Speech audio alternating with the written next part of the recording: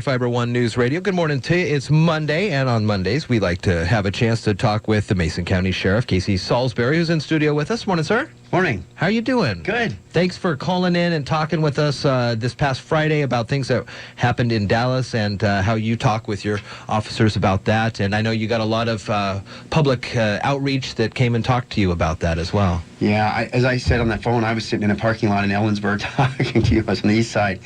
The number of people that day that knew me from law enforcement or otherwise, and I'm clear out of the area, that came up and said, we're really sorry for what's happening right now. Incredible support, and I'm on the other side of the mountains and during that time, and come back, and the number of cards and emails and things that got dropped off at our office supporting our law enforcement. I talked to you a little bit before. I think one of the things that may be a little bit different, or a real positive thing for us, is that most of us in my office, many of us, we grew up in the community. And so the people that we're serving out there are our own teachers, our elementary school teachers, our high school teachers, you know, the people that own businesses. We grew up going in and out of their businesses. And I think it's in some ways, compared to the huge cities or something, it's a lot more personable. Mm-hmm. You go to church, half the people in there, you see them the next day on the street. Mm-hmm. And one of the things I just wanted to bring up after last week is we have an incredibly supportive community. I mean, really supportive compared to some of the other places, because we're very close to that, because we're part of the community. And that's what we've worked on in our office, is trying to bring people in that are part of the community and reaching out and doing things. I think it isn't the epitome of being law enforcement is not the job or the recognition that you do for the job that you do when you're there. It's the things in addition that we try to have people involved with outside of their work that involve them in the community. And I'm going to talk to you about that today, too. Oh, yeah. So what's going on? You were up early this morning at the academy. Up early. We have this week, this is my 14th year. Myself and Trooper Rob Taylor have done this longer than anyone, but this is the Kiwanis Youth Law Enforcement Academy, and every year it's up at we use the Washington State Patrol facilities for that, and we're there all week with, we've got 24 kids this year from across the state of Washington. We've got 2 from the Mason County area this year that are in the class, and it's just an incredible week with these kids. It's really interesting that this year, one of the counselors that's a Washington State trooper now that's out there, just like I'm working out there, he was in the class when I was doing this. And we've had a number of come through now. They're law enforcement officers that come back that were in that class as high school students that we had for a week. I mean, that's almost like what you were just talking about, how you know these people and you continue to see them. So it's really neat to come back and you're out working, and all of a sudden a high school student did a couple of years ago. And that's the point we make to them, is in a few years, my life depends on you and your life depends on me, and it's different. It's a whole change from us looking at a high school kid to the next time you're doing something that it's game on, and they were there as a high school kid that you remember them, and now you're standing right next to them working a case with them. So that's what we're doing this week. I don't know if you've ever been up. You're always welcome to come up and watch. I said we get up early in the morning, and this morning in the swim tank up there doing a lot of PT. It's not the swim, it's the push-ups and sit-ups at either end and that kind of stuff that gets you. And then we start off this morning with the Washington State Department of Wildlife is teaching a class in there. We'll have Judge Marilyn Pesha from Kitsap County Superior Court comes down and does a half a day, and we do a full setup with a trial and everything, and she teaches courtroom procedure. We have the FBI that comes down and teaches a class to the FBI. The Narcotics Task Force, we go out and watch what the bomb squad does and learn about that. Kids drive with us.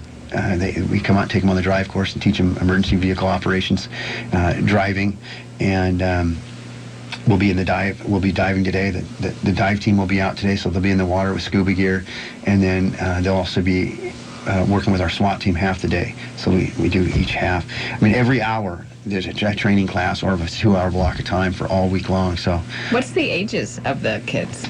You have to at least have a permit, driver's permit, because otherwise you don't get to drive, and that's kind of fun for the kids to drive the cars out on that drive course. You have to be 15 and a half, you have to have a permit, you have to be in good standing. There's quite a process. You have to have a letter from your school principal or administrator and a counselor, a teacher, and then you fill out an application form, and it's competitive with kids. We get kids from all across the United States that put in for this. And I think this year everybody's from the state of Washington, but we've had kids from Tennessee and Alaska and all over. Come down for this, so it's great. So do most of the kids then move on after this into law enforcement? You know, the statistic on that, and I always hate to use numbers and then somebody holds you to it, but I've heard a couple different things. we've heard as high as 87% of the kids that go through this training class end up somewhere, either in some part of on the good side of the criminal justice system, working as law enforcement officer, juvenile court counselors, an officer of the court as an attorney, something like that. And that's why when we see the return out of this group, it's tremendous. I mean, you run into these people a few years later, and they're working on the other side of the state in another law enforcement agency. It's a great week. If you get a chance to come up and watch, we have a graduation on Saturday that all the kids go through. It's a mini academy. It's a mini police academy, but they get training by some of the best instructors in the country come out to teach it here. Wow. So that is very nice. Yeah, you're welcome to come out. I think we may check our schedules and get on that, or have come Jeff out in the Chu morning, come and up. you can. We'll be. Let's see. I'm trying to figure out what day we'll we're come in before we start the show. running a few miles with us. It's a great idea.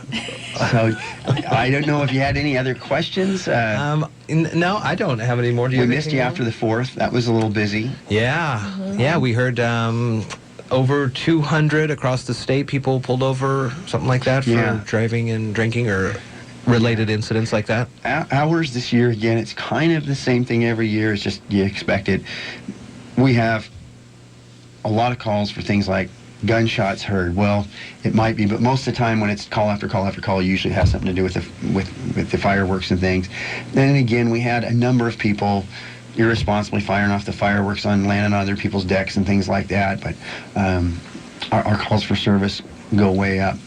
Seemed like it was a lot busier around the Alderbrook area where we were, because we normally go up to the event for the Oyster Challenge, and it seemed the numbers of people already at the event were maybe double than what we were used to. Huge turnout this year. I think last year, I think the difference was, and it was really nice, I think it was so dry and so bad that even people that normally wouldn't recognize that went, this probably isn't the year to really do something stupid. And it really toned things down last year. And I think, just the last couple of years, the economy's getting a little better. I think there's just more people out moving around doing things. We see it on the state highways and things. That's part of the reason that our traffic rates, our accidents are climbing across the nation, is more people are back out driving again. But I think there's just a lot more people out in the community. It's a great turnout out there this year. Yeah, for sure. Mason County Sheriff Casey Salisbury, I'm sure you got to get back to your next back thing up there. We'll talk to you next week. Thank you for coming in. 7:52 at iFiber One News Radio. ABC Entertainment News. Here's Jason Nathans. Scary moments for Aerosmith guitarist Joe Perry. He collapsed on stage Sunday night in Brooklyn. Happened